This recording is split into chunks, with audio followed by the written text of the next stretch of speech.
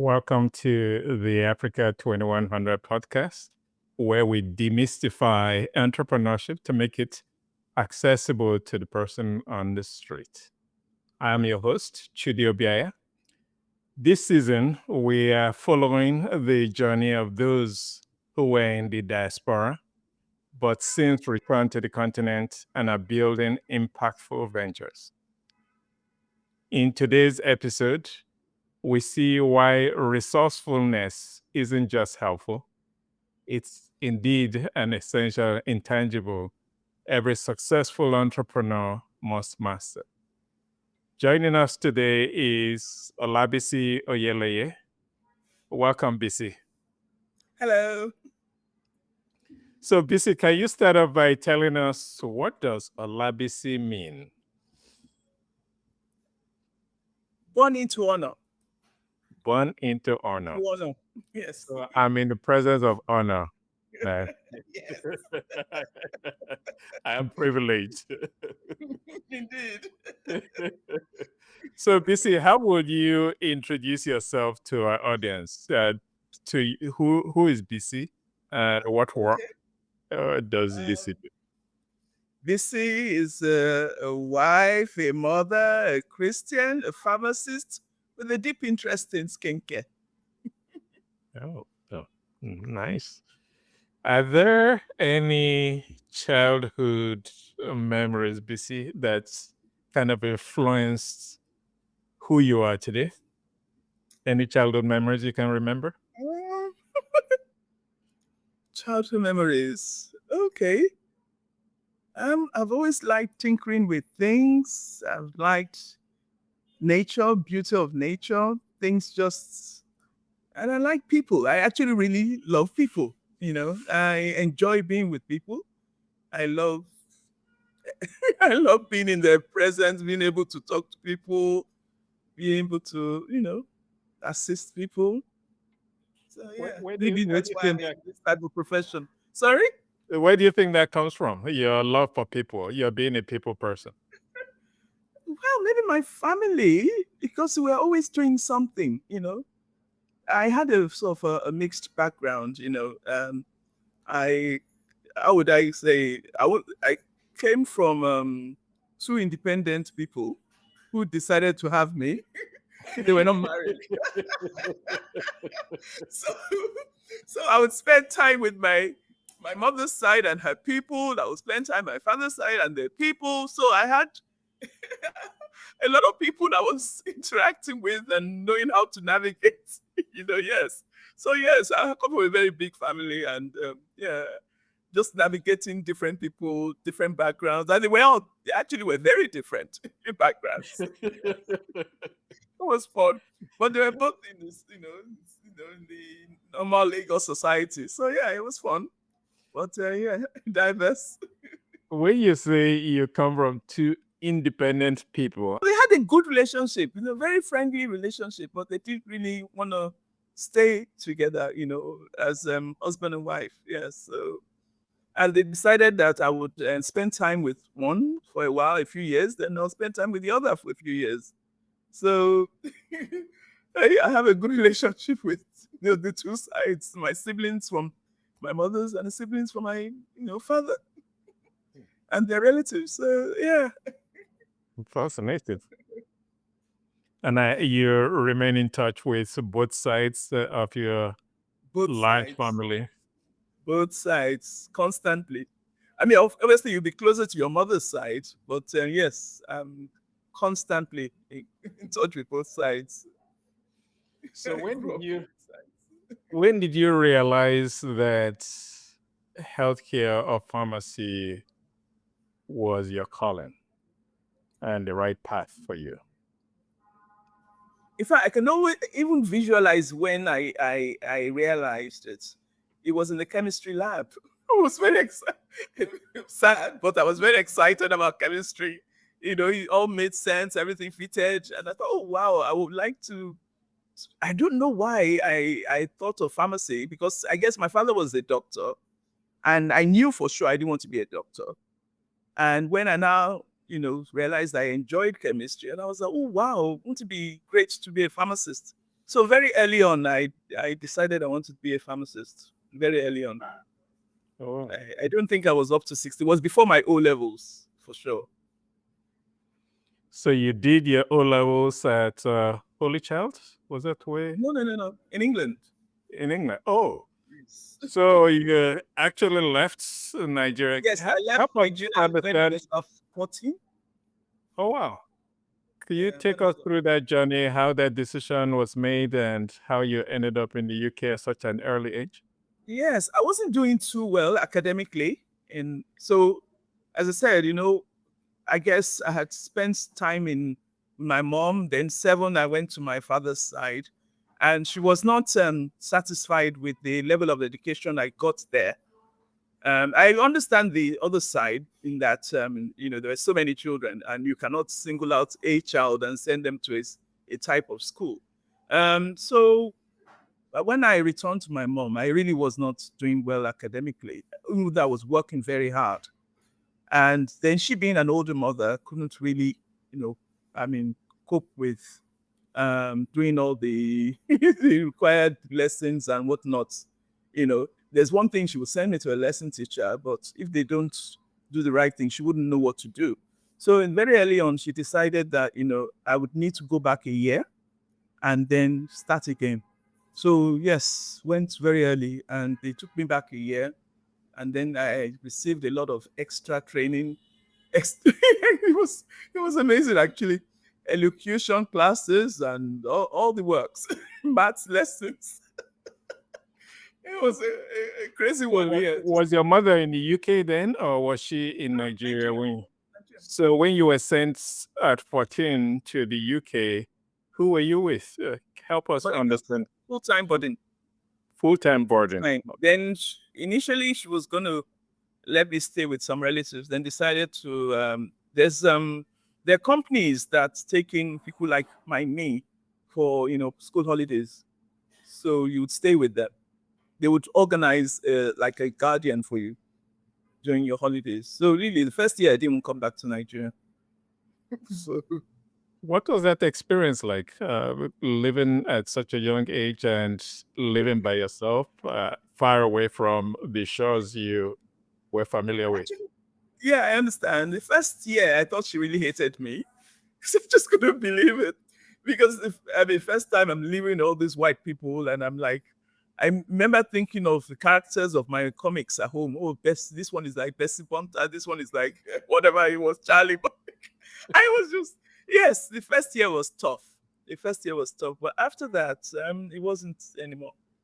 Because it was a small school. So the whole school, I don't think we were up to 300. So they really were very kind people, They looked after you very well. So after that first year, the initial shock to the system, because she didn't let me home at all. So it was all white for 1 year, not seeing anybody. But after that, yeah, it wasn't so bad. It wasn't. Are there any experiences that still resonate in your memory from that period? It was actually, it was as if they were reshaping me. Yeah. So that's where I learned to do so many things, read the newspaper, talk in a certain way,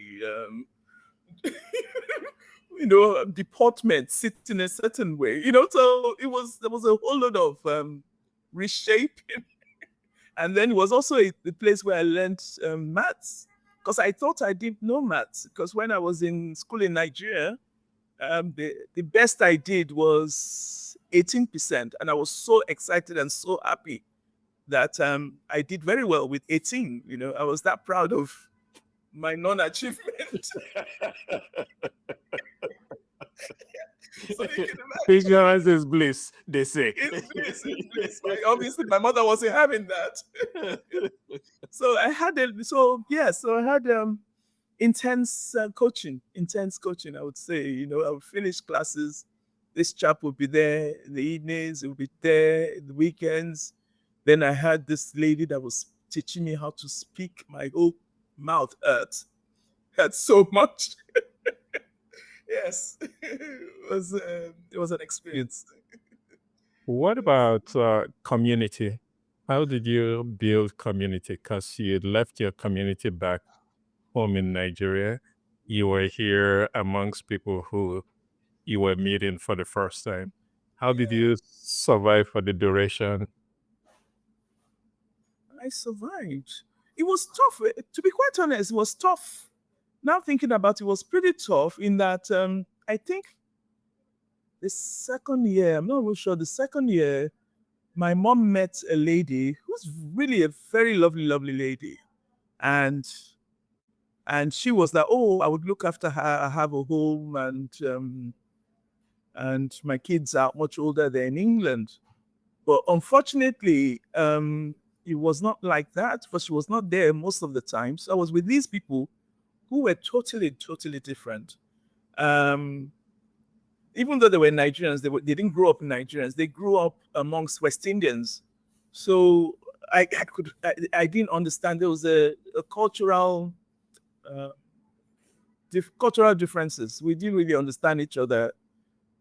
So let's say that period, I read the most in my whole life. So I would leave the house in the morning and go to the library. That was the only place I knew to go to.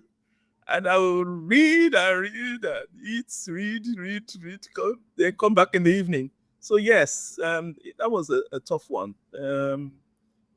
But I mean, I'm not quite sure because I was a shy child then. So I'm not sure how my mom realized I wasn't flourishing there. So I think I probably did a year of holidays there. Whereas after that, I now went to proper British people that specialized in taking children in. So I had nice times there, even though they were, English and all that. I was very comfortable. I was well taken care of, and they made sure I had a nice time during my holidays. Yeah. Okay, so this was in between when you were on end of term holidays in between. Yes, end of September. So, when I'm in school, but, Right. late school for holidays. Correct. So that was the issue. Yeah. So did you have any sense of abandonment in all of this? You couldn't come home between the holidays. You couldn't reconnect with your family, and No, what she did after that first year, I did feel a bit of abandonment, I must say. But after that first year, and I think it was the first year I had that experience as well with the other family that where I said there was a cultural difference. Mhm. After that, she started bringing me home every holiday. Okay. So every long holiday, I was back in Nigeria, which I think was very good for me. Very, very good. Back in Nigeria every holiday. So 3 times a year, I was back home. Yes, so that's So what comes next, or what came next after boarding school? So after boarding school, so I did my O's, my A's, and after A's, I came back to Nigeria, did my uni in Nigeria, University of Lagos, and then as a pharmacy graduate, you have to work under supervision for 1 year. So I worked in a pharmacy, or should I say, a couple of pharmacies, and then I returned to the UK. So after 1 year of working, I returned to the UK. Why? What led to that decision to return to the UK? Money. Show me the money. It took me when I was doing my internship, right? It took me nearly a year to save up for my TV. And I was like, okay, now 1 year to save up for my TV. How long is it going to take me to save up for the car? So it wasn't a major decision. It was followed by my car. I need a car. So how long did it take you to save up for your ticket to leave the country? You would be surprised. I had a nanny who gave me a loan. So I took a loan. Okay. So you took a loan. What was the plan for the UK? You knew, okay, I needed to go make some money as a result of the stronger value of the pounds. So go make the money in pounds. So how did that go? went very well actually. Because what I did when as soon as I got back, got to England, I got my loan. I got a job in a hospital to work as a pharmacy technician. Even though I was trained as a pharmacist, you can't, because it's our specialty, you need to be licensed. So I was able to get a job in a hospital as a technician, and the head of pharmacy there encouraged me, although I wanted to anyway, and he really encouraged me to do the pharmacy exams. Somewhere along the line, you decided you wanted to go back and get a business degree. What informed that? Okay. I had been working for 10 years, yes, in England as a pharmacist.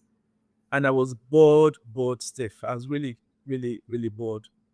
And funny enough, I've always wanted to do business when I was in uni. Part of our pharmacy degree, the very last year, they give you a taste of business. So like just a little course in business. And I really, really wanted to do business. First of all, I couldn't afford it anyway. And I didn't have the time, because I needed to work to be able to do it. So I've always I had it at the back of my mind. I would like to do a business degree. So by the time I worked for 10 years as a pharmacist in the UK, and I was bored stiff, and I decided to start it, and I could afford it by that time. So I started taking part-time classes. And at that time, because I worked so long, I could easily get locum jobs. So I would determine when and where I wanted to work. So because my employment was so flexible, my timing was so flexible, I could do my master's. So which is what I did. And what did you have any plans or objectives for what you were going to do with the degree, or you just wanted to learn? Not just wanted to learn. I wanted a bit more than I was doing. A bit more. I wanted to be involved in management. Running your company. Not just being the pharmacist. Although they call you a pharmacy manager, really you're just really managing the practice of pharmacy, and that was it. I wanted a bit more than that, and also what I found in pharmacy is that the pharmacy degree, and I think it also happens to medicine too, they shield you from the real life. So anytime you want to find out about things in the business world, they're like, oh, not to worry, not to worry. So you find us scientists not knowing anything about the business world, and I didn't want to be like that anymore. I wanted to know what was going on with the stock when I'm watching the financial news or papers. I understood what was going on. If I wanted to understand the property market, I understood what was going on. So when did you decide to return back to Nigeria? Because you were obviously making the money, and what triggered that desire to return? It was a combination of two major things. One, I'm very good. Well, I am very good at analyzing things. So I sat down, analyzed my life, and I thought to myself, I had reached a plateau. In terms of my career, I wasn't moving. Even with my MBA, they're not interested. Because I understand I'm a foreigner. Am I gonna, step on so many heads to get to the top? So you'd hit the glass ceiling. Yes, I definitely had hit the glass ceiling. Yes. They will keep giving me jobs as a pharmacy manager, but really, what does a pharmacy manager do? So I wanted a bit more than that, and I knew I wasn't going to get it. Then also because we were living outside London, so in the village, I didn't think anything was going to happen there, because then my husband is in a medical field, so that was where the jobs were taking him. So I really couldn't do any major things in that place. So, and then I looked at my children, I worked in the community. So when you work in a community, you see people, you understand people. So I understood the country I was living in very well. I understood the people, and I thought to myself, I don't want my child growing up here. I really didn't want my children growing up. First of all, they might grow up with a complex, and they would grow up according to what was going on in their area. Because I moved around a lot as a pharmacist in the UK, a lot. And one thing I realized is that every society, the children influence themselves. So you cannot say you're going to raise your children a certain way. That area where your children are being brought up, your children would imbibe that culture, imbibe the behavior in that area. And I saw so many things, so many issues, so many societal issues, and which made me decide that, this is not where I want my child to grow up. They can come back when they've grown up, when they're more matured. And when I looked at myself, I was sent to England when I was 14. But by 14, I was very confident. Nigeria makes you very confident.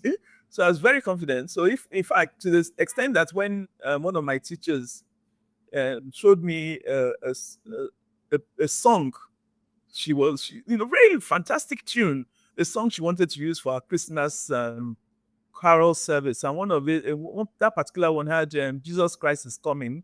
We hope he's not black. I didn't have an issue with it. Do you understand? Because I was like, yeah, I'm okay with being black. So as she was singing, we hope he's not black, I was like, I hope he's black. Luckily, some other people heard it and they quickly removed the song. But I didn't have an issue.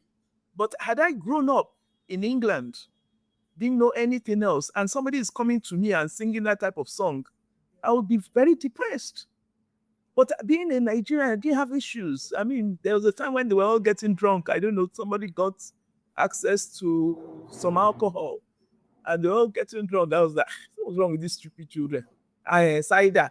When in my house, where I'm coming from, my mother would be like, okay, you taste this little whiskey. Don't drink it all. It's not good for you. Just taste it so that you know what it tastes like. Taste this one. Taste this brandy. So, so when I now got to England and they were now jumping up and down for cider, I was like, now, wow. I had that confidence coming from Nigeria. And I thought to myself, I don't want my children to be like this, I have to give them a better chance. So, yes. So it sounds like it was twofold. It was Yes. Your career, and then it was your family. Yes. Those were the two key drivers that made you realize, I gotta shift. I gotta go back home. Yeah.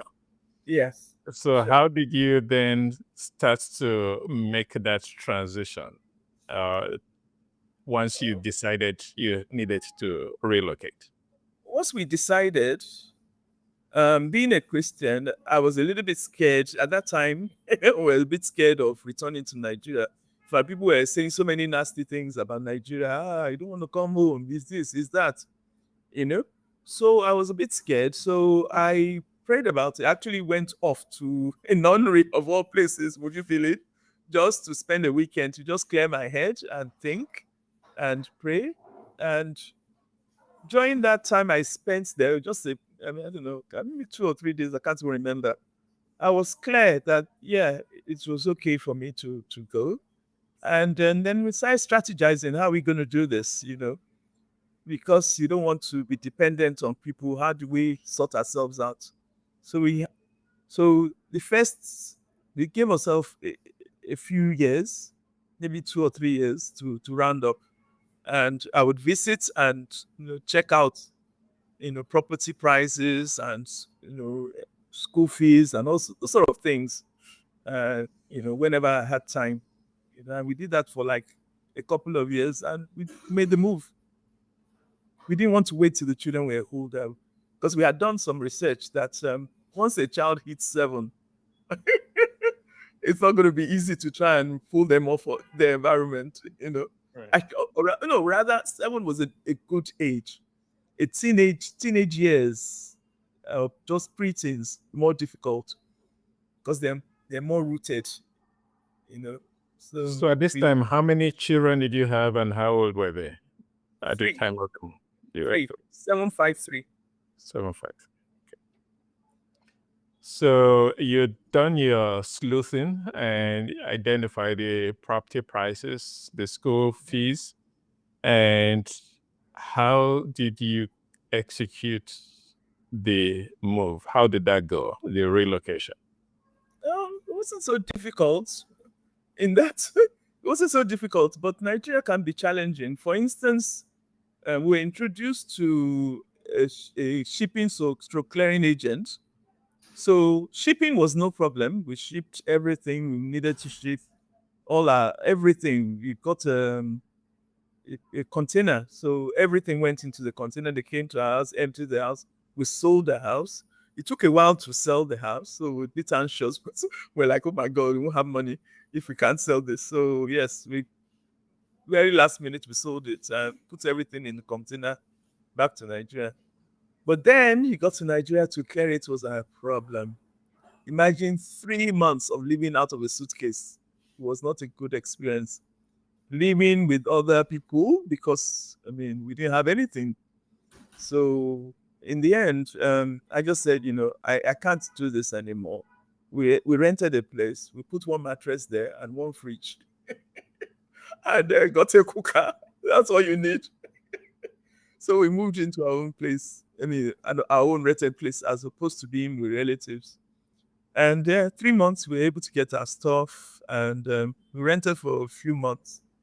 And I said to myself, we are not going to stay renting for long. And he was like, oh, how are we going to do that? And we whatever. We looked for places. For instance, we had bought a place from the government. Everything looks nice on paper. We got there, it was dreadful. It was so bad. So whilst I was there, feeling sorry for myself, one chap comes, strutting up and down the place, and this is an estate, and he was like, "Oh," so I was like, "How you? This place is so, there's so much work to be done here." He's like, that's how you do it. It's those people that have just come from abroad that know nothing. They sell it to. So, so that's immediately I just thought, nah, so we got rid of the property. So we sold it. So then we now had to look for a place. We didn't want to go through the stress of building from scratch. Because that can be very stressful in Nigeria. But anyway, whatever we did too was just as stressful. So in the end, we couldn't afford. It was so funny that we were at this estate. It's like, we had come before, check the prices. By the time we thought, the prices had almost doubled. Nigeria is a crazy place. So sometimes we're like, what? From one year to another, price, So all the our expectations were sort of like dashed a little bit. So you were like, okay, how do we get the property we needed? So in this estate, we just felt, oh, we'll buy something there. Every time we put money together to get something, the prices shifted upwards.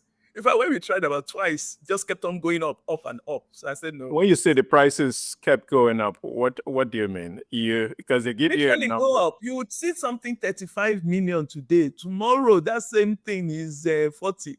Go back another few months, it is 50. Is that it was that bad. So we just thought, okay, no. So let's just get something. Just get on the ladder.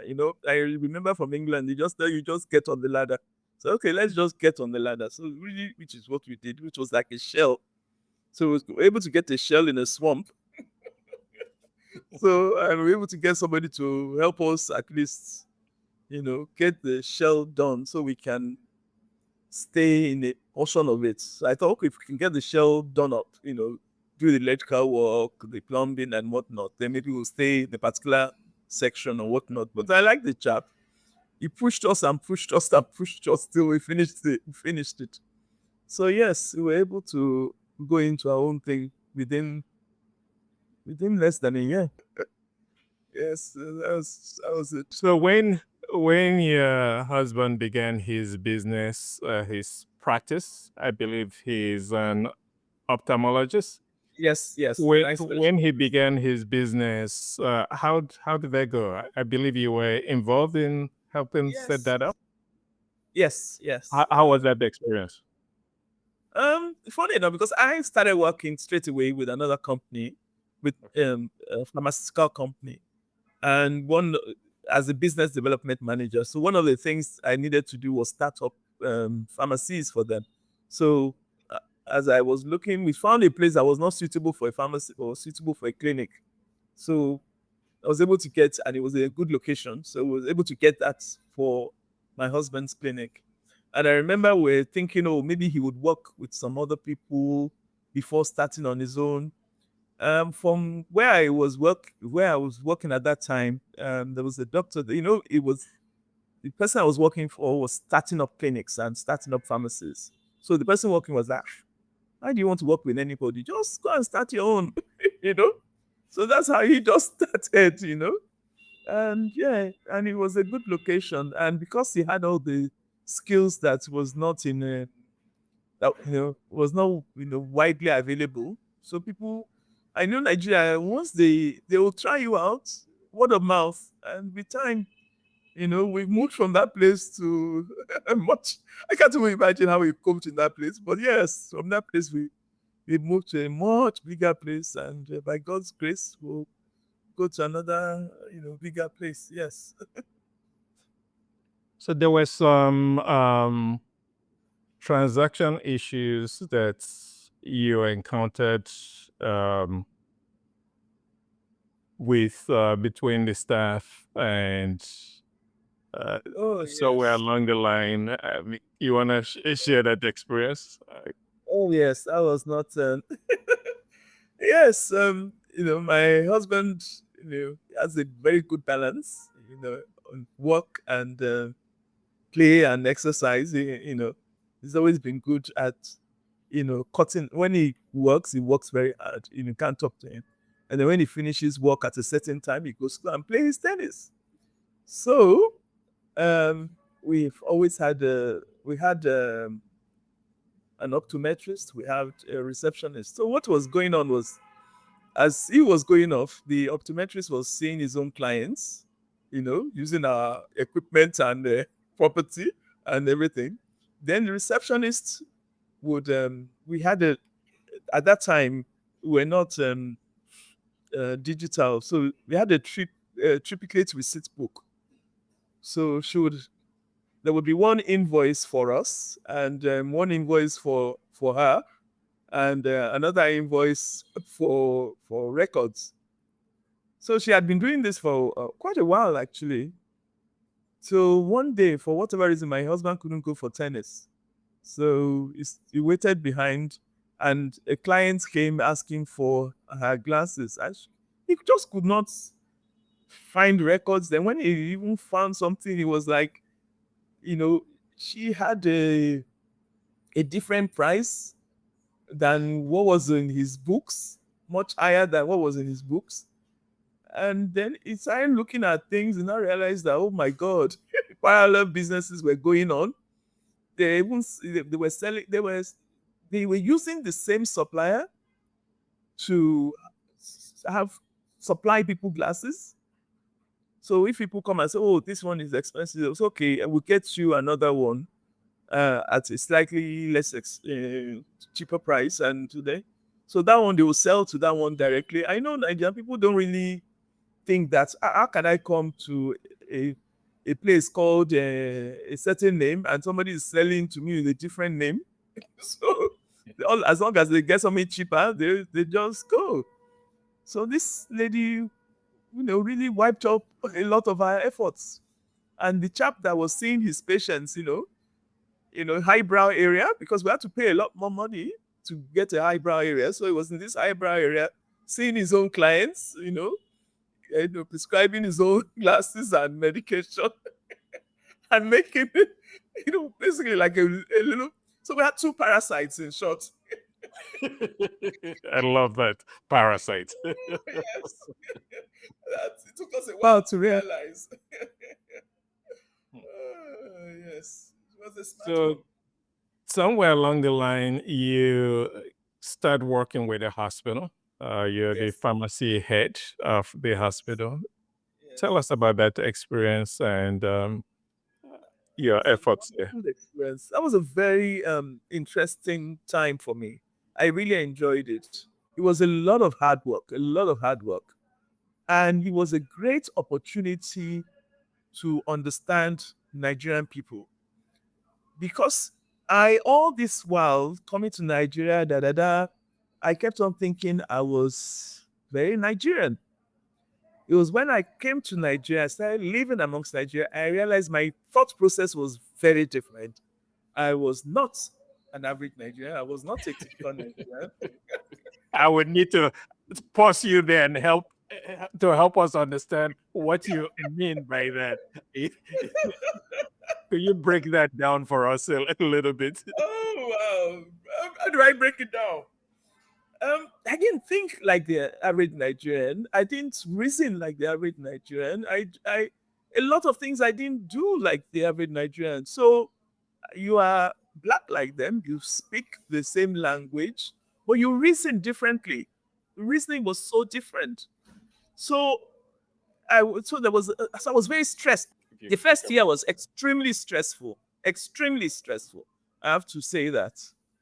And yes, I had to sit down and think to myself that because I had decided I would try not to give myself a plan B.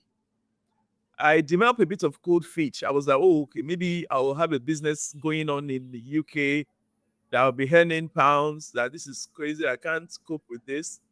So my plan B kind of didn't really work. So I was like, oh my God, I was a bit scared that, this is really crazy. Because the thought process was just so different. And I found out I was arguing with so many people, really arguing, from just going to the bank, they would mess up something. They would now be sending me on errands. I'm like, I'm your customer. You need my services. You have my money. You can't send me on errands to be going up and down steps. You sort it out. So you can imagine there's so many people. I mean, I remember once going to a bank when my husband has sent me some dollars.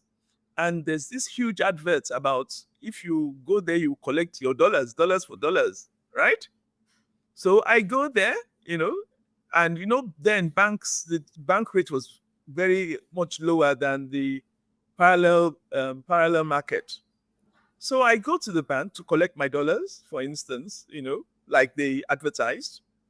Then they were giving me naira at a much reduced rate. So I'm like, you said you marketed yourself that you will give us dollars for dollars. Why am I getting naira? They were like, no, there's no dollar. You just have to take it. I was like, no way, Jose. I need to see your manager. So they were like, no, manager is not. I said, you're running this bank. There's nobody in charge. So I put my foot down. I said, I'm not going anywhere till this is resolved. I'm going to leave this place with the currency you promised me, and I'm going to see somebody who is in charge and sort this out. So they're not used to that. So quickly, they got rid of me by giving me my dollars. Meanwhile, I saw one elderly man. They did the same thing to him. He was, okay, thank you. I was like, what? I ain't going to take that. So that's sort of thing I mean, And like, for instance, I remember when I was working in my job, for instance, first of all, I saw so much chaos. And so I'm like, wow, there's so much chaos here. So I sat down and thought logically about it. And I realized that people don't like things to be very logical or clean. The chaos is actually deliberate, because there's so much more you can achieve in a chaotic environment, if you know what I mean. And I wasn't going to allow that. And people, what I found funny is that people will do something wrong and you correct them, and people will come to you and say, but that person is your friend. I'm like, yeah, it doesn't stop me being friends with them, but they did something wrong. So I can't allow that to happen. So they couldn't relate you not accepting something that was wrong. You saying you won't accept something that is wrong. They could not relate it to, this person is your friend. I'm like, no, it doesn't work that way, So I think the people knew what they were doing, putting me, someone like me in the midst of these people, because it was a tough one. But and I just couldn't think in a different way. I just couldn't. And so it was a bit, initially it was a bit difficult, but because I couldn't think, it's like when you cannot think in a different way.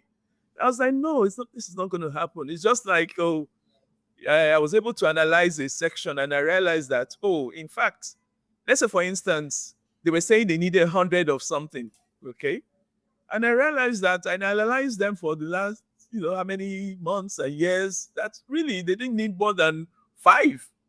And I promptly gave them 5 and kept the remaining 95. And it was a whole horror. How dare you?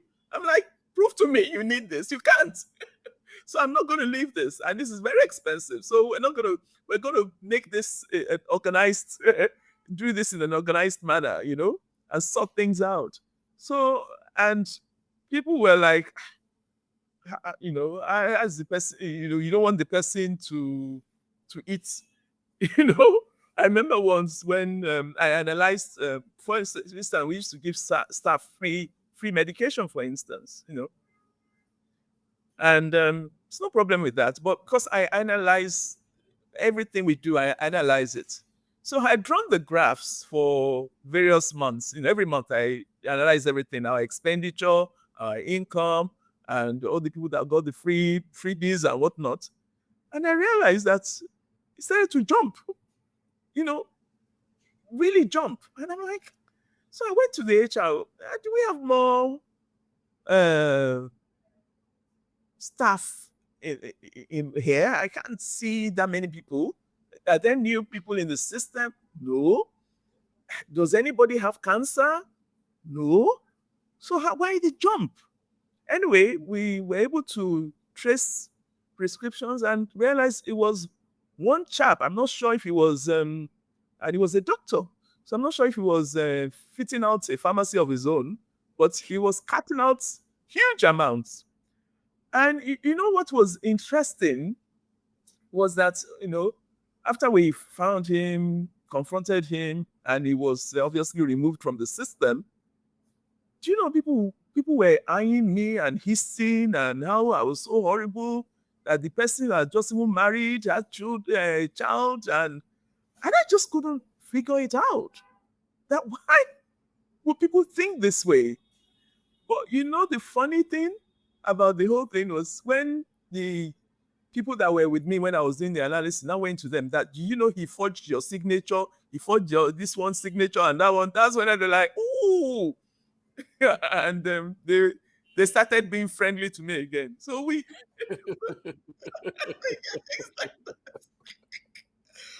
so it's a funny old thing. But despite all that, I remember once I had a challenge with people trying to force me to use cash to buy. I was also, for some reason, they put me in charge of procuring diesel. So, and that had its own challenges as well. So I was able to do my research, find out, okay, how do hotels cope? Why can't this hospital cope? So I found out how hotels cope and everything. So set up the system, calibrated tanks, wrote contracts for vendors, and the management did not want cash transactions. Cash transactions, that's the easiest way to move money. So they didn't want that. But what was funny was that they kept on putting pressure on me to buy cash one day. And because I had that agreement with my management, and I wasn't going to put cash down. And they were like, oh, people are going to die, And I was like, I don't think so. So anyway, you were out of diesel and you needed to buy more diesel. And, yes. And we had been told the transaction be conducted with cash. Okay. Cash. And I said no. But technically, we were not out of diesel because I was not there physically. I was being told we were out of diesel. But from my analysis, we shouldn't be out of diesel, if you see what I mean. But I was not physically there. So they were putting pressure on me where I was. So I'm like, I don't think we should be out. And in any case, management says don't buy with cash. Anyway, to cut a long story short, I knew evening time we would need diesel. So I had contacted somebody who's going to supply the diesel. And I was now arriving back at the hospital to get the person to dispense the diesel. And would you believe what happened? They blocked the gates and they all disappeared. They All built the of gates these to people, stop they the blocked diesel the- truck entering the Yes. premise to refill the tank. Yes. Why is that? So they were going to get me. So they blocked everything. So it's like they got their own diesel person to put a tank and block the gate. So nothing can enter. And this is me in the evening returning to the hospital, and everything was blocked. But one I want you to realize about Nigeria is like the people that do all these naughty things, there are just a few of them. Do you know that I never even knew they noticed me? The security guards, they have been there for years, and I even today I don't know their names, but I'll just nod, greet them, and walk by. When I get being in procurement, people just keep giving you gifts, so I had to put them off giving me gifts. So whenever they give me gifts, I waste it in front of them. I give to other people, so they know that this person is not interested in these gifts. And do you know that man just whispered in my ear, said, "Madam, there's another way of getting your diesel tank into the hospital." Whispered, and gradually showed me a building, unused building behind the hospital, which was even nearer the tank. And that's how we were able to dispense the tank that day. So they were shocked in the morning. And these people were all smiles and happy in the morning. "Oh, good morning, Mr. Good morning." Well, yes, you have to be tough. Take it personally, but just be smart. Oh, wow. Yes. So when did you decide you were going to start your own pharmacy and Where did I decide? step away from being an employee and take back control of your fate? I decided at the time when I was more confident, because prior to that, being abroad, the way they depict Nigeria, they actually make you extremely scared of Nigeria. So you're so scared of everything. So at that time I was much more confident. And then what really pushed me was I felt I wasn't being appreciated. Sometimes in Nigeria, they don't treat people well, especially when they think you are under them, certain people, when they think they're under them. And I don't know, maybe I just felt I wasn't being treated well and being appreciated, and I wasn't going to take it anymore. And so it was like, okay, so what are you going to do? Because I was like, and I was bored of pharmacy. Remember, I was bored of pharmacy, and I just didn't know what to do. I knew I needed to leave what I was doing, but all I knew of was I didn't know what to do. I was even going to try my hand in banking, but Nigeria is very ageist, so I wasn't getting any opportunity in the banking world, and I just didn't know what to do with myself. So my sister introduced me to somebody in HR who sat me down, and we went through so many things. And she had told me that, your strength is pharmacy. So basically just look for what you can do that you enjoy in pharmacy. So I just decided, and then I also wanted to be independent. I said, okay, if I left my work, how would I make adequate money? I looked at the pharmacies around me. I wasn't too happy that are they making it. They all look so, drab. Are they making it? So I said, well, let me just give it a try and at least do something, So really, no big aspirations. I just gave it a try. I didn't have any big aspirations whatsoever. And It's how just- has it been so far? It's been fantastic. It's been like a journey of adventures, of self-discovery. I'm learning so much. I'm doing so much. And then one thing I realized in all these years, when we're abroad all these years, you actually underestimate your experience and your knowledge. You underestimate what you know. I remember just ordinary putting things together, talking to an IT person in the hospital and telling them how to block loopholes and how to trace drugs around the hospital. It just came to me naturally. I didn't realize I had that in me.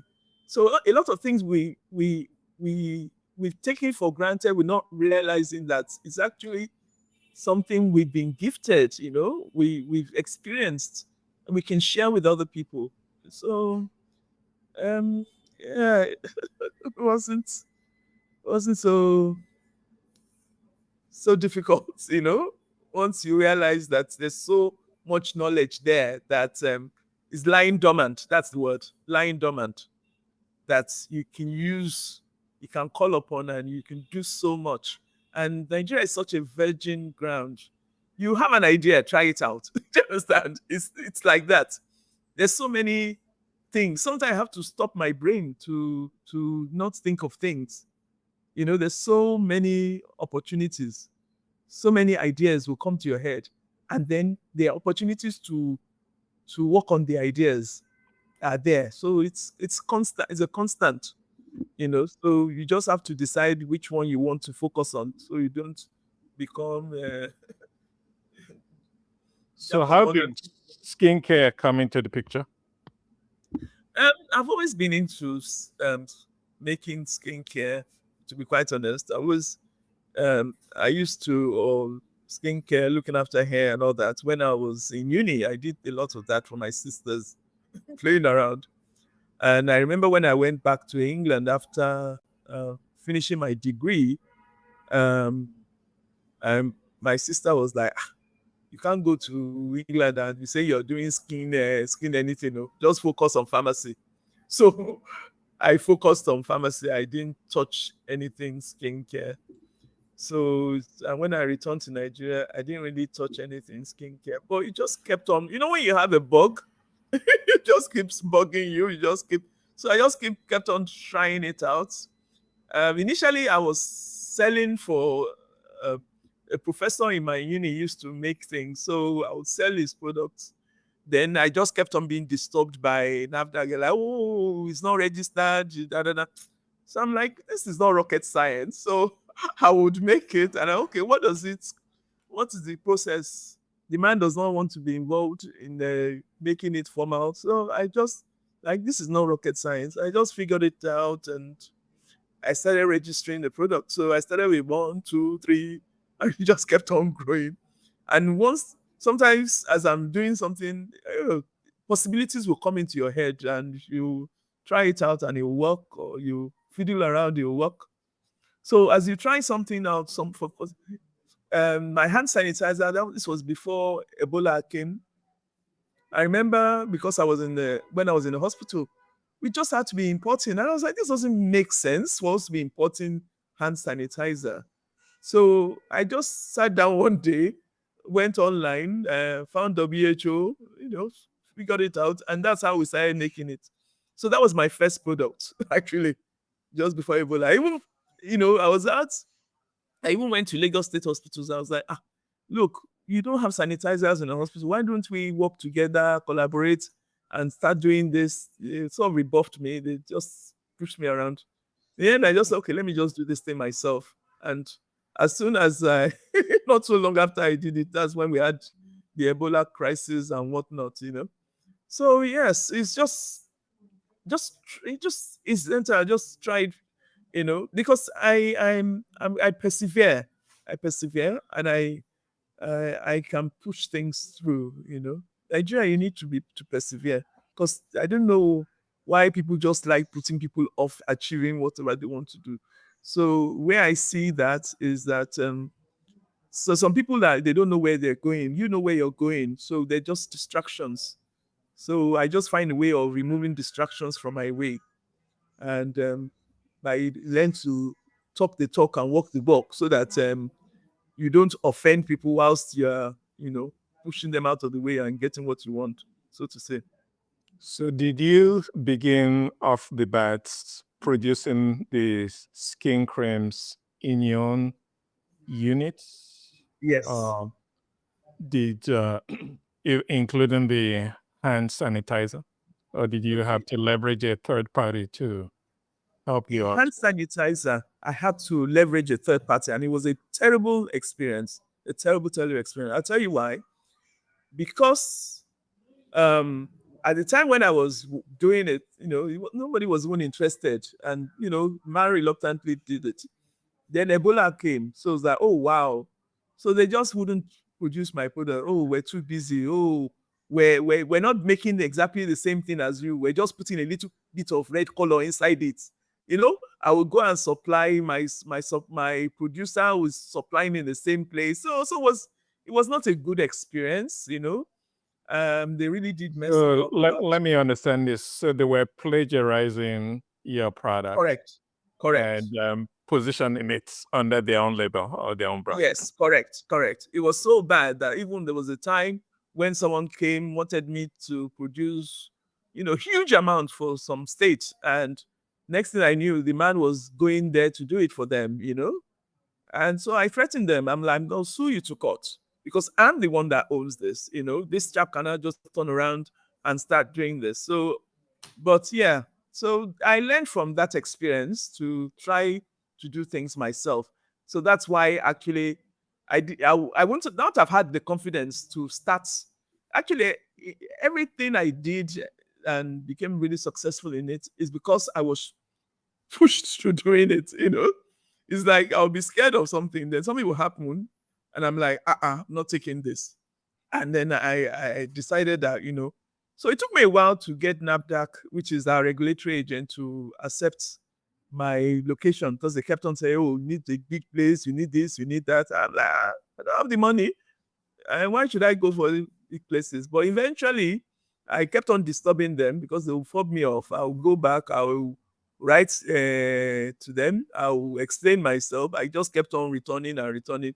So in the end, one of them was like, actually, when she goes to inspect factories in other countries, they have small spaces in some of these places.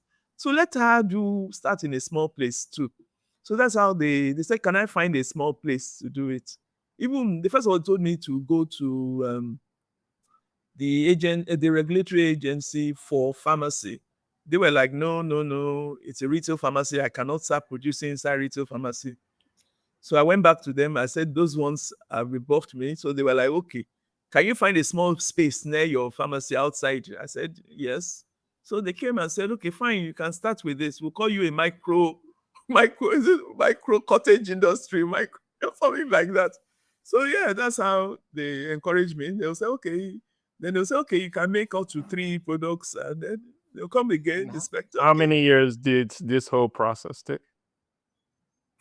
About 4 years. 4 years. years. Well, during that 4 years, I was doing it. I was making it. If you come to my pharmacy, you can buy it. Because at the end of the day, I saw myself, I'm licensed to produce. That's what my license says. So I'll produce for my pharmacy. So 4 years for me to be able to commercialize it. So I had a relationship with a dermatologist. So they will send people to me to buy from us. So we will produce in our pharmacy. And we're still doing that till today. But to commercialize our products, some of our products, it took about 4 years. Initially, they told us to go to some incubator center. We went there. After wasting 1 year, they now said, oh, the standard is not good enough. You have to return. So yes, wasted time. But during that time, it wasn't wasted that I was doing my own stuff. Because I'm licensed to produce, only that I cannot start selling in various states and whatnot. So what's the typical duration for obtaining a NAFDAC license, if there's a typical? What's this? That's a very beautiful question. I don't know. Maybe Namda could listen to your podcast.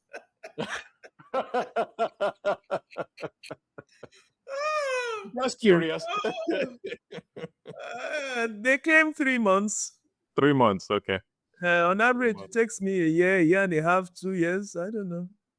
Okay. It takes a long time. So what's been the... Please go on. No, it's not that even just a 1 year or you're sitting down, you're waiting for them to get to you. You have to keep going. Okay, which table? Has he entered lab? Okay, lab. Hey, has he gone from this place? assistant director, you do that one. Then you'll be talking to the have they brought it to Isol or the head office? Okay, whose table is it on now? You will now be following, you know. So it But can be hands off. You've got it's yeah, to really yeah, pursue. yes, yes. You're But over actually the employed for by NAFDAC over that period of time. Oh yes, oh yes. But I've been very fortunate that I've met a lot of over the hustle. Anyway, I've met a lot of NAFDAC people that they kind of help me. That okay, but I'll go there, go there. You've formed some relationships that now Yes, and now. yes. So they've been able to guide me along the line because a lot of people just get they say they're getting consultants. So I remember them saying to me, madam, just learn how to do this instead of using consultants so that people don't mess you up. You need to understand first. So how's the skincare? How are your skincare products doing? How's the business doing? It's picking up. It's picking up. What's the name of your skincare product? Skin Science by Skin Science. Pharmasolutions. Okay. Skin And what Science. exactly is it for psoriasis or is just across the board?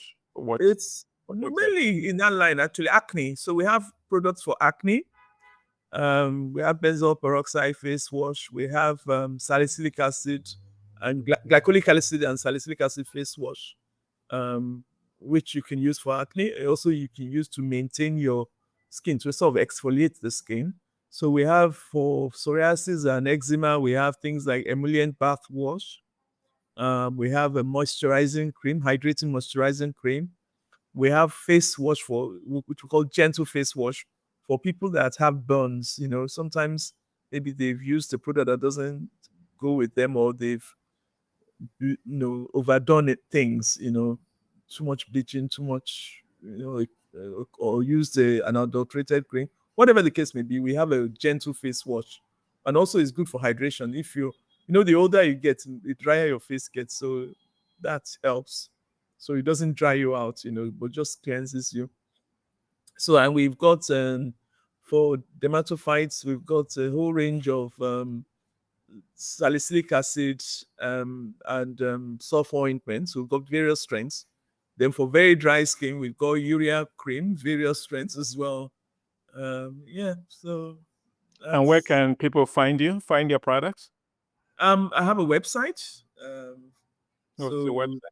www.pharmasolutions with an S hyphen N for November, G for goods.com. So www.pharmasolutions-ng.com. So that's our website. We also have our pharmacies. We have 4 pharmacy branches, so you can get them from any of our pharmacies.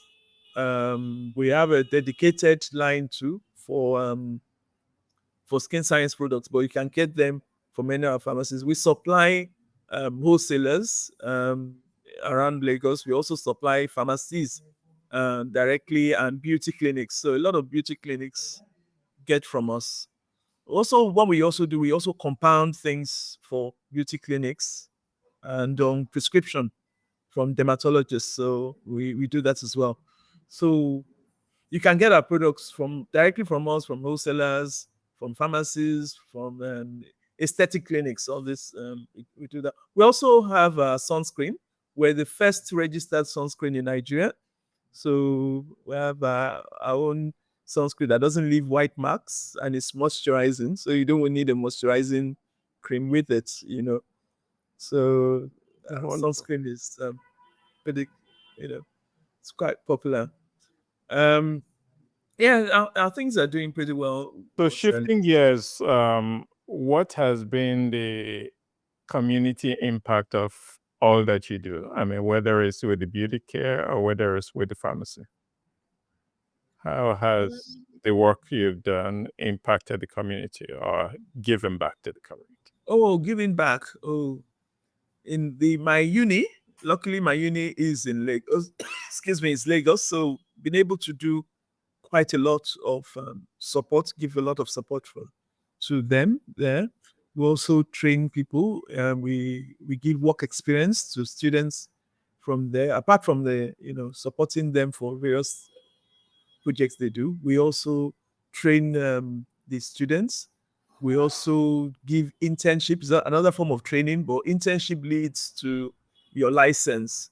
So we do that. We also train students that just come for a few months just to gain work experience.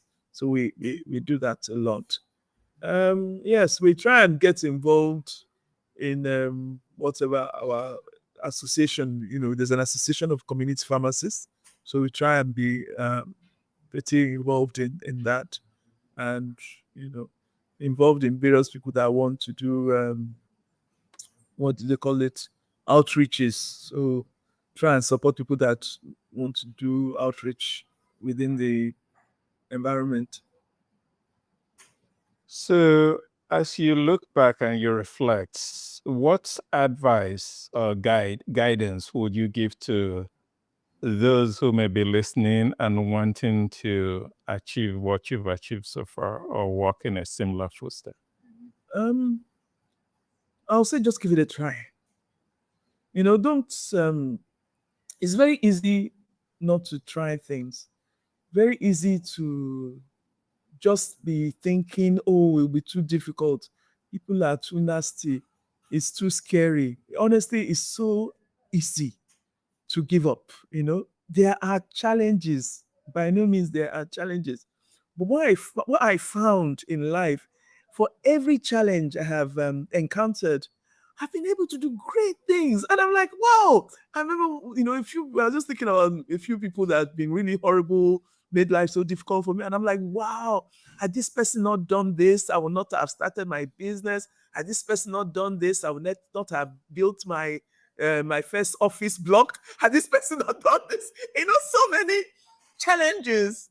And I just like, wow, this horrible person, I'm gonna do it myself. So yes, don't think a challenge means you cannot do whatever needs to be done. Just sit down and think, and push on. There will always be somebody will leave a little hole, little gap open for you to squeeze past. I remember where we are now. I was talking from this block of offices. My landlord, I remember him really making life made my life miserable. Told me to get out, nasty letters, would make life so difficult for me and the other tenants. And then I was like, wow, what am I going to do? Had to go and beg him, give me more money. Oh, what do you want, sir? Give him, everything. Then, I was even begging. I said, okay, can I buy, when he was going to sell the property, I was like, please, can I buy the ground floor where my pharmacy is? He laughed at me that, who buys flats in Nigeria? Please, madam, go and sit down. Go and, if you don't have the money, you can. So I felt as if I was thinking small. Then something just clicked. I'm like, what is it to build? So that's how I spent 1 year looking for land around the area. When we got the land, I'm like, how are we going to do this? And because you have land, something will come up. Okay, yes, a bit of money you can, borrow. You two, you have a bit of savings put together, and you just start. And once you start, okay, everything okay. I can try this again and again. It's so don't think people having challenges is the end of it. Think of it as, oh wow, if I'm having a challenge, there must be a bright spark at the back of it. That's where I see it. And when people are difficult, especially those government officers and regulators, and they are difficult. We call them evil servants. They can be difficult, but God always finds a way. He'll give you a good one that can help you. They might make life a bit difficult. It might take a bit longer, especially if you're not ready to do so many things. Take a bit longer. But you know what? Something will happen. Something will happen. Don't give up. Just keep going. Keep going. And sometimes when you realize the whole thing, these people are going to really overstress you. Don't just be humble. I've knelt down for one of our regulator before. When I realized for 3 years they just kept on disturbing, I just knelt down. I said, please, madam, I don't know what to do anymore. Just give me my bill. Let me pay to the government. I know I know what I'm looking for from God. I cannot do this. Please, just let. The woman looked at me and said, just be going. So luckily that doesn't happen so often, But just keep at it. Keep at it. You can do it. It's a tough environment. I'm not going to say it's not tough. It's tough, but it's also a very rewarding environment. Very rewarding, very rewarding. I know someone that the child, I just don't want to talk to, that the child couldn't find a job abroad. But here, you just be in one place. Yes, but, I work in Deloitte. Please, my child is looking for work in Deloitte. Come and work. Hey, we even need to send somebody to go and represent our office in New York. Okay. You could understand them. Come and help us. You won't know. You won't meet those people abroad, though. You meet them, You meet them because they too have their own clique. But here you are first class citizen, so you in the right clique. So I would say, give things a try. And if it doesn't work, we came back home with a lot of our friends. Some of them returned, Some returned back to England and then came when they retired. Some returned, but still, left a base and they come and go. In fact, a lot of them come and go. They will sort of work for set practices, especially doctors, and then go back to England or wherever they're coming from, work a little bit there as well. So there are options, but it's very rewarding. It's very you feel good. It makes you feel good that you can achieve so much, and especially when you raise people up. One thing I know is that it's also an opportunity to raise people up. You'll be amazed how much you've learned being in the diaspora, and to be able to teach other people and raise other people up. Oh wow, it is so rewarding to be able to help so many people. I remember one lady, we had some people coming from America to talk to us once, and the girl had been training her for 1 year. She was like, when the Oyibo spoke and said the same thing I was saying, she was like, Mrs. Oyeleye, so what you have been saying is true. My people don't know. So please, it's they really just don't know. I had to be teaching a manager once how to write address on an envelope. Something as simple as that. I had to be teaching people that if you have a cooler, right? A cooler, that because it's a cooler, the drugs that were meant to be cold chain cannot survive 2 weeks because it's in a cooler. People don't know that. Some people don't know that. Would you believe that? But because you are exposed, you're able to train people, teach people, open people's eyes. So it's an opportunity. There's so much that is lying dormant that you can help other people, train other people, let them benefit from you. Before you know it, what's life all about? Give and take. Somebody gave you, I don't know, somebody put something inside you, and there's so many people out there that need you. And yes, don't look at the challenges. Look at the bright lights. I look at the bright lights, and I'm so happy and very pleased. Yes, I have my good days and bad days, but on the whole, a lot of good days. Wonderful.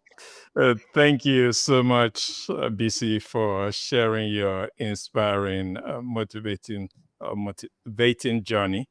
It's been quite exciting hearing your journey. And for those of you in our audience, you heard Bisi, there are lots of opportunities. Sometimes you've got to stoop to conquer.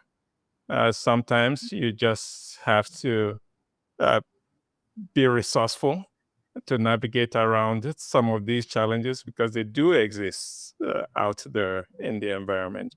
But you have more than you know, and you won't know how much you have or how much you can push through unless you try.